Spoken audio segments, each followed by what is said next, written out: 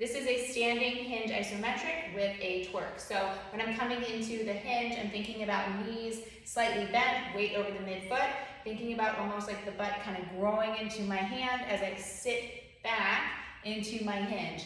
In this position, this ISO hinge, sternum stays lifted, ribs back in space. So I'm not arching through the rib cage. I'm thinking about weight in the midfoot, chest, sternum, gaze forward.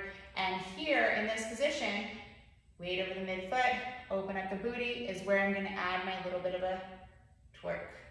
So I'm just finding that little bit of pelvis movement so I can open up that space between the sits bones, allowing my sacrum to nutate as I go down. So in that hinge, we want this space back here to be able to open up.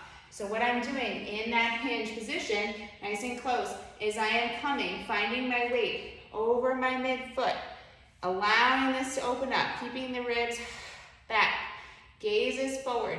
And in this position, I'm going to think about just a slight movement at the pelvis so that I can keep the sits bones lifted when I come into my hinge. If I'm here, I'm going to round and find that movement through my low back. So I'm going to hinge down and just find that movement. Think about the hamstrings initiating that hinge or that movement at the pelvis. Weight in the midfoot, ribs back, and thinking about just that slight little twerk at the pelvis. You're going to feel your hamstrings working, your glutes working, and this is where you load up that hinge position. Down, up, down, up.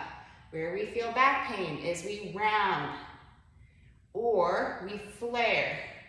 So in a deadlift, we want to be able to lengthen, find this opening, weight in the midfoot, keep the pelvis slightly open, but the ribs back, breathing in this position.